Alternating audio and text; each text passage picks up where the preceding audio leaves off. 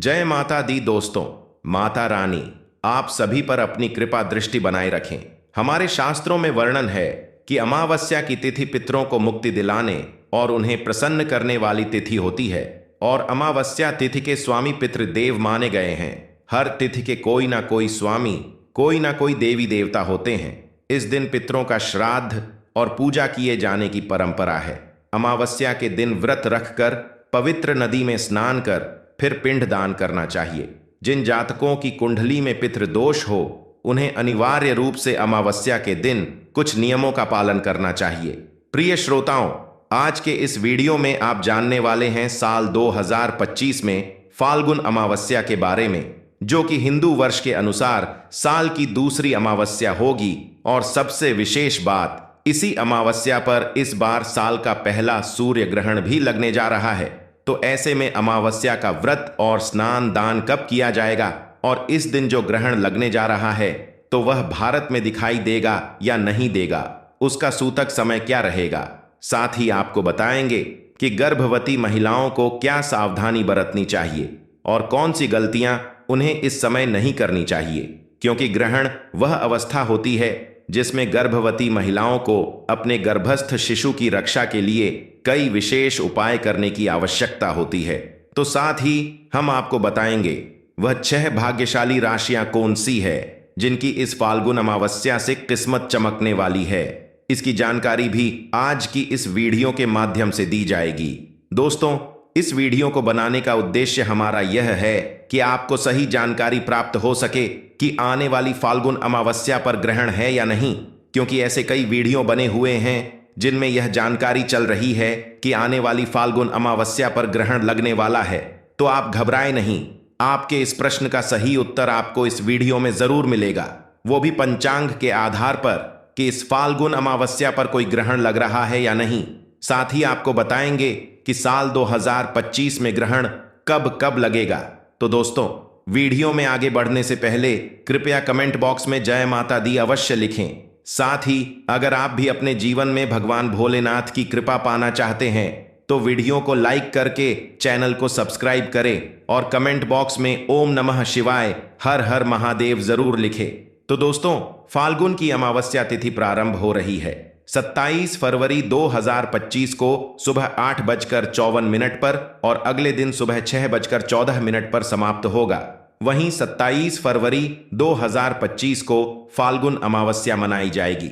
अमावस्या के बारे में और अधिक जानने से पहले जानिए इस दिन रहने वाले शुभ मुहूर्तों के बारे में। तो ब्रह्म मुहूर्त प्रातः 5:09 से प्रातः 5:58 तक गोधूली मुहूर्त, सायं 6:07 से सायं 6:42 तक निशिता मुहूर्त 28 फरवरी रात्रि 12:08 से देर रात 12:58 तक है। वही अमावस्या का स्नान या पूजा पाठ करने के लिए ब्रह्म मुहूर्त का समय उत्तम माना जाता है। पितरों के निमित्त दान, तर्पण, श्राद्ध कर्म आदि करने के लिए अभिजीत मुहूर्त उत्तम रहता है। ध्यान रखें, इस दिन सुबह राहु काल भी रहेगा। तो दोस्तों, फाल्गुन अमावस्या के दिन स्नान और दान के लिए ब्रह्म मुहूर्त का समय सबसे उत्तम माना जाता है। इस दिन सुबह 5:08 से लेकर 5:58 तक ब्रह्म मुहूर्त रहेगा। इस दौरान आप स्नान दान के कार्य कर सकते हैं। वहीं इसके बाद दोपहर 11:11 से लेकर 12:57 तक ब्रह्म मुहूर्त रहेगा और 2:29 से 3:15 तक विजय मुहूर्त का निर्माण होगा। तो यदि आप कोई नया काम करना चाहते हो तो आप इस समय का त्याग करें। राहु काल समाप्त होने के बाद या प्रारंभ होने से पहले आप कोई भी काम कर सकते हैं। अमावस्या की तिथि के दिन भगवान विष्णु के साथ ही भगवान शिव सहित पूरे शिव परिवार की पूजा करनी चाहिए। खास तौर पर सुहागिन महिलाएं अखंड सुहाग की कामना से इस व्रत को रखती हैं। आज के दिन कच्चे दूध से शिवलिंग का अभिषेक करने से और माता पार्वती को सुहाग की सामग्री अर्पित करने से दाम्पत्य जीवन मधुर होता है और पति की सफलता और तरक्की के रास्ते खुलते हैं। सौभाग्यवती महिलाओं को अखंड सुहाग की प्राप्ति होती है। हर प्रकार के ग्रह दोष से मुक्ति पाने के लिए, घर में सुख समृद्धि के लिए फाल्गुन अमावस्या के दिन पीपल के पेड़ की पूजा भी जरूर करनी चाहिए। इस दिन सुबह जल्दी उठकर जल में कच्चा दूध मिलाकर पीपल के पेड़ की जड़ को सींचना चाहिए और कम से कम 7 या 11 बार परिक्रमा करनी चाहिए। वैसे तो इस दिन 108 परिक्रमा करना शुभ होता है, लेकिन 108 बार परिक्रमा यदि आप ना कर पाएं तो 7 बार परिक्रमा ही कर लेनी चाहिए। मान्यताओं के अनुसार इस उपाय को करने से पति की दीर्घायु होती है। अमावस्या के दिन अपनी सामर्थ्य के अनुसार कुछ ना कुछ दान दक्षिणा देनी चाहिए और हर अमावस्या को शनिदेव की पूजा भी जरूर करनी चाहिए। शनिदेव की कृपा से अकाल मृत्यु का भय नहीं रहता। कुंडली में दोष निवारण के लिए इस दिन उपवास रखना बहुत ही शुभ रहता है।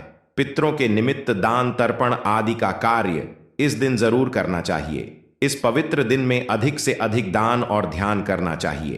पितरों की शांति के लिए आज के दिन पितृ चालीसा का पाठ भी करना चाहिए। जो लोग व्रत ना भी रख पाए उन्हें भी अमावस्या की कथा सुनने से व्रत का पुण्य मिलता है। और दोस्तों, अब ग्रहण की बात करते हैं तो आपको बता दें कि बहुत लोगों का यह सवाल आ रहा है कि आने वाली फाल्गुन अमावस्या पर कोई ग्रहण तो नहीं है, क्योंकि जब भी चंद्र ग्रहण लगता है तो उस समय आपको कुछ विशेष सावधानियां बरतनी चाहिए ताकि चंद्र ग्रहण का कोई भी दुष्प्रभाव आपके आने वाले जीवन पर ना पड़े। क्योंकि जब भी ग्रहण लगता है उसका असर हर जीव जंतु, मनुष्य, यहां तक कि राशियों पर भी इसका प्रभाव देखने को मिलता है। और एक बात बता दे कि चंद्र ग्रहण का सूतक काल ग्रहण शुरू होने के 9 घंटे पहले लग जाता है, जो कि ग्रहण के साथ ही समाप्त होता है। दोस्तों, सूतक काल अशुभ समय होता है।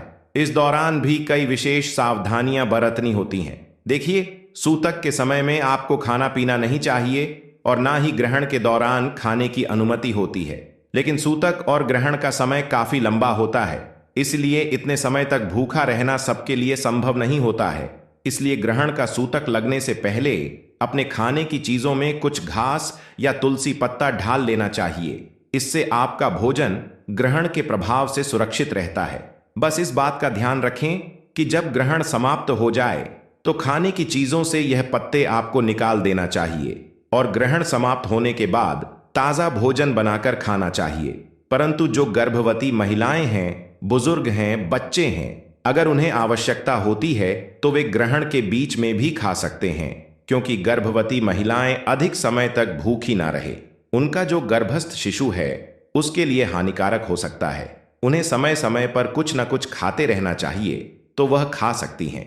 इसके अलावा गर्भवती महिलाओं को ग्रहण के समय चाकू या कैंची से काम नहीं करना चाहिए। ना ही ग्रहण के समय उन्हें सिलाई, बुनाई या कटाई करना चाहिए। अर्थात कुल मिला जो नुकीली चीजें हैं या जो धारदार हथियार हैं, उनसे आपको दूर रहना चाहिए। इनका प्रयोग ग्रहण के समय नहीं करना है। इसके अलावा ग्रहण के समय सोना नहीं चाहिए। ग्रहण के समय में आपको प्रभु भक्ति करनी चाहिए। जितना हो सके भगवान का भजन कीर्तन कीजिए, भगवान के मंत्रों का जाप कीजिए। ग्रहण के समय में हवन पूजन नहीं किया जाता है। ग्रहण के समय में देवताओं का आवाहन नहीं किया जाता है। ग्रहण के समय में किसी भी प्रकार की पूजा पाठ जो है वह नहीं की जाती है। केवल आप मंत्र जाप कर सकते हैं। भगवान का नाम आप बैठकर कहीं भी लेकर सकते हैं, क्योंकि ग्रहण के समय में मंदिर बंद रहता है। अगर आपके घर का भी मंदिर है तो उसका पर्दा कर दीजिएगा। ग्रहण के समय में मंदिर को बंद रखना चाहिए, पर्दा करके रखना चाहिए। ग्रहण के समय भगवान की मूर्ति का स्पर्श भी वर्जित होता है, इसलिए सिर्फ इस समय भगवान का ध्यान करें। धार्मिक पुस्तक तक का पाठ करें। आप इस समय रामायण, गीता, सुंदरकांड, दुर्गा सप्तशती, चालीसा आदि पढ़ सकते हैं। या मोबाइल पर अगर कुछ देखना है तो आप धार्मिक वीडियो देख सकते हैं, धार्मिक कथाएं सुन सकते हैं। इसके अलावा गर्भवती को ग्रहण के संपर्क में आने से बचना है। यदि ग्रहण का समय चल रहा है तो आप बाहर ना निकले। आपको ग्रहण देखना भी नहीं चाहिए, इससे आपके होने वाले शिशु को नुकसान पहुंच सकता है। इसके अलावा ग्रहण समाप्त होने के बाद पूरे घर की साफ सफाई कीजिए। अच्छे से गंगा जल ढालकर स्वयं स्नान कीजिए। भगवान को स्नान कराए, भगवान की पूजा कीजिए और उसके बाद ताजा भोजन बनाकर खाना चाहिए। दोस्तों, ग्रहण के बाद दान करने से कई गुना लाभ प्राप्त होता है, इसलिए चंद्र ग्रहण समाप्त होने के बाद सफेद चीजों का दान करें। साथ ही अन्न, वस्त्र और धन का दान दें। इससे आपको शुभ फल की प्राप्ति होती है। अब बात करते हैं कि जो फाल्गुन अमावस्या है उस दिन ग्रहण है या नहीं है, क्या पंचांग में ग्रहण का वर्णन है या नहीं। तो आपको बता दे कि जो इस बार की फाल्गुन अमावस्या है वो 27 फरवरी 2025 को है, तो उस दिन कोई भी ग्रहण नहीं है। बता दें कि साल 2025 में कुल 4 ग्रहण लगने वाले हैं, जिसमें से 2 सूर्य ग्रहण हैं और 2 चंद्र ग्रहण। दोस्तों, साल 2025 में पहला ग्रहण चंद्र ग्रहण ही है, लेकिन वह 26 फरवरी 2025 को फाल्गुन अमावस्या के दिन नहीं लगेगा। साल 2025 का पहला चंद्र ग्रहण फाल्गुन पूर्णिमा को 14 मार्च 2025 को लगेगा। इसलिए गर्भवती महिलाओं को अभी घबराने की आवश्यकता नहीं है। फरवरी के महीने में कोई भी ग्रहण नहीं है। जब भी ग्रहण लगेगा दोस्तों, हम जानकारी आपको पहले ही वीडियो के माध्यम से दे देंगे। आपको अधिक विचार करने की आवश्यकता नहीं है।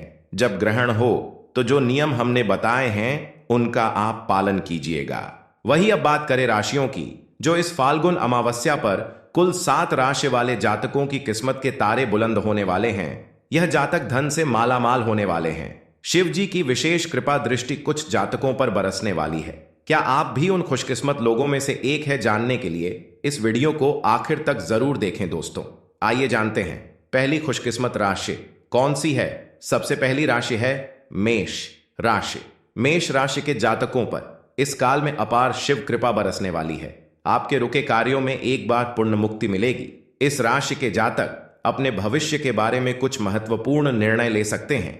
इस दौरान जातक समझदार बनेंगे और चीजों को एक अलग नजरिए से देखने में भी सफल होंगे। आप अपने क्षेत्र में सफलता हासिल करेंगे। आपके व्यवसाय में तेजी से उछाल देखने को मिलेगा। संचित धन में वृद्धि हो सकती है। व्यावसायिक रूप से यह एक अच्छा समय साबित होगा, जहां आपको नौकरी के अच्छे प्रस्ताव मिलने की संभावना है। पदोन्नति संभव है। धन और समृद्धि में वृद्धि के अवसर आ सकते हैं। विद्यार्थी, नौकरी इच्छुक जातक उत्तम सफलता पा सकते हैं। कुल मिलाकर यह पर्व आपको धनवान बनाने वाला साबित होगा। अधिक उत्तम फल पाने के लिए फाल्गुन अमावस्या के दिन शिव जी को शहद और गुड़ अर्पित करें। दोस्तों, दूसरी भाग्यशाली राशि है तुला राशि। तुला राशि के जातकों को अपने परिश्रम का अच्छा परिणाम हासिल होगा। शिव जी की कृपा से जीवन में सकारात्मक बदलाव नजर आएंगे। व्यापार और नौकरी में अपार सफलता मिलने वाली है। पदोन्नति की उम्मीद कर सकते हैं। धन का प्रवाह निरंतर बना रहेगा। बेरोजगारों को इस दौरान नई नौकरी के अवसर प्राप्त होंगे। पुरानी समस्याओं से छुटकारा प्राप्त होगा। आप इस समय बहुत सक्रिय होंगे और आप कई नए लोगों से मिलेंगे। आपकी परिवार में निकटता बनी रहेगी। किसी कानूनी विवाद का निपटारा हो जाएगा। कोई भी चल अचल संपत्ति खरीदने में आपकी रुचि बढ़ सकती है। शिव जी को प्रसन्न करने के लिए आप फाल्गुन अमावस्या के दिन शिव जी को केसर का दूध अर्पित करें। साथ ही गरीबों को खीर खिलाएं। दोस्तों, अगली भाग्यशाली राशि है कर्क राशि। आर्थिक दृष्टिकोण से आपके लिए यह काल अत्यंत शुभ रहने वाला है। जीवन के अन्य क्षेत्रों में संभावित चिंताओं के बावजूद पेशेवर जीवन में स्थिरता, उच्च श्रम उत्पादकता और प्रबंधन के साथ अच्छे संबंध बनते नजर आ रहे हैं। आत्मनिर्भरता, आत्मविश्वास और कड़ी मेहनत के द्वारा आप समय को बेहतर बना सकते हैं। आपके पास मनचाही बचत अवश्य होगी। जिन योजनाओं पर आप काम करेंगे उसमें सफलता प्राप्त होगी। अकस्मात धन लाभ के योग बन रहे हैं। घर परिवार में खुशहाली रहेगी। परिवारजनों के साथ बहुत ही अच्छा समय व्यतीत कर पाएंगे। कुल मिलाकर यह फाल्गुन अमावस्या आपके लिए उत्तम फलदायी साबित होगी। शुभ फलों में वृद्धि के लिए आप फाल्गुन अमावस्या के दिन शिव जी का अभिषेक मीठे दूध से करें। शिव जी को मावे की मिठाई का भोग लगाएं और उसे प्रसाद के रूप में ग्रहण करें। अब अगली यानी चौथी खुशकिस्मत राशि है मिथुन राशि। मिथुन राशि के जातकों की किस्मत में अब 4 चांद लगने वाले हैं। धन के अनेक स्रोत उपलब्ध होंगे। व्यवसाय के क्षेत्र से जुड़े जातक बड़े लाभ की उम्मीद कर सकते हैं। आपको अपेक्षा से अधिक लाभ होगा। सफलता पाने के लिए कुछ बाधाओं का भी सामना करना पड़ सकता है, लेकिन इसका आपकी दिनचर्या पर कोई प्रभाव नहीं पड़ेगा। अपने करियर से निश्चित रूप से लाभ होगा। बृहस्पति आपके वित्त को बढ़ाने में आपकी मदद करेगा। अगर परिवार में खुशहाली रहेगी। विवाह इच्छुक जातकों के विवाह के उत्तम योग बन रहे हैं। धार्मिक मांगलिक कार्यों में हिस्सा लेंगे। दाम्पत्य जीवन और संतान सुख में कोई कमी नहीं रहेगी। जिस कार्य में हाथ ढालेंगे सफलता ही सफलता देखने को मिलेगी। आपके द्वारा लिए गए सही निर्णय सफलता प्रदान करने वाले साबित होंगे। इस फाल्गुन अमावस्या पर शिव जी का अभिषेक गन्ने के रस से करें। शिव जी को 27 धतूरे अर्पित करें। अगली भाग्यशाली राशि है कन्या राशि। कन्या राशि के जातकों, अब आपको धनवान बनने से कोई नहीं रोक सकता। अचानक धन लाभ होने के योग्य है।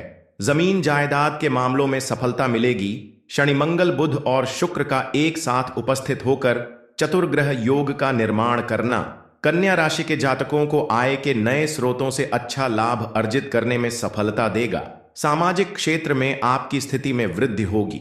नौकरी पेशा जातक पदोन्नति की उम्मीद कर सकते हैं। आप इस समय घर बैठे ही कई महत्वपूर्ण योजनाओं की शुरुआत कर सकते हैं। कन्या जातकों का आर्थिक पक्ष बेहतर रहने वाला है। यह समय आपको कई तरह से आर्थिक विकास प्रदान करने में सहायक साबित हो सकता है। शिव जी का आशीर्वाद पाने के लिए आप इस फाल्गुन अमावस्या पर शिव जी को 108 बिल्व पत्र और 108 धतूरे अर्पित करें। शिव महिम्न स्तोत्र का पाठ करें। दोस्तों, अगली भाग्यशाली राशि है मीन राशि। मीन राशि के जातकों के लिए यह समय काल अत्यंत अनुकूल रहेगा। नौकरी व्यवसाय में जबरदस्त उन्नति देखने को मिलेगी। आर्थिक पक्ष मजबूत होगा। कई पुराने मामले सुलझते जाएंगे। इस काल में आप ज्यादातर आर्थिक रूप से संपन्न रहेंगे। यह समय लंबी अवधि के निवेश करने के लिए अनुकूल साबित हो सकता है। नए व्यवसाय की परियोजना बना सकते हैं। यह काल मीन राशि के उन जातकों के लिए सकारात्मक रहने की उम्मीद है जो उच्च शिक्षा हासिल करने की इच्छा रखते हैं। यह काल मीन राशि के जातकों के लिए वाहन या संपत्ति खरीदने या बेचने की दृष्टिकोण से बेहद लाभदायक रहने की संभावना है। शिव जी की अपार कृपा पाने के लिए इस फाल्गुन अमावस्या पर शिव जी का अभिषेक केसर के दूध या पंचामृत से करें। चंदन की माला से शिव पंचाक्षरी मंत्र नम शिवाय का 11 माला जाप करें। दोस्तों, 7वीं खुशकिस्मत राशि है कुंभ राशि। शनि मंगल बुध और शुक्र का एक साथ युति करना आपको अच्छी संपत्ति के लाभों में सफलता दिलाएगा। अनेक धन के स्रोत बनते नजर आएंगे। मुश्किल दौर अब समाप्त होता दिखेगा। कार्यों में सफलता मिलने लगेगी। शिव कृपा से आपके बिगड़े काम बनते चले जाएंगे। अनेक लोगों से नए संबंध प्रस्तावित होंगे, पर आप इन संबंधों पर आंख मूंदकर भरोसा न करें। इस अवधि में आप व्यवसाय से अच्छा मुनाफा अर्जित कर सकते हैं। यह समय उन जातकों के लिए भी बेहतर रहने की संभावना है जो समय के साथ व्यवसाय में विस्तार की योजना बना रहे थे। वित्तीय संस्थाओं से मदद मिल सकती है। साझेदारी में व्यवसाय करते हैं तो अच्छा खासा लाभ मिलने की उम्मीद है। आप सुख समृद्धि का सही मायनों में अनुभव करेंगे। आपकी आय अच्छी होगी, लेकिन आपके खर्च भी बढ़ सकते हैं। वाहन सुख भौतिक सुखों पर खर्च होगा। शिव जी को प्रसन्न करने हेतु पंचामृत से अभिषेक करके बिल्व पत्र अर्पित करें। शिव जी को धतूरे और आक के फूल अर्पित करें। है तो दोस्तों, इस फाल्गुन अमावस्या के अवसर पर मानो इन 7 राशि वाले जातक अत्यंत भाग्यशाली रहने वाले हैं। सिर्फ याद रखें, ईश्वर भक्ति में कोई अंतर ना आने दें। अपना आचरण शुद्ध और पवित्र रखें। पूरे श्रद्धा भाव से शिव जी की आराधना करें। सफलता आपके चरणों में अवश्य ही होगी। तो दोस्तों, यह जानकारी आपको कैसी लगी कमेंट करके जरूर बताएं। साथ ही अगर आपका कोई सवाल है तो उसे कमेंट बॉक्स में अवश्य पूछ लें और इस वीडियो को लाइक करें, शेयर करें और साथ ही साथ चैनल को सब्सक्राइब करें और कमेंट में हर हर महादेव का जयकारा जरूर लगाएं। धन्यवाद।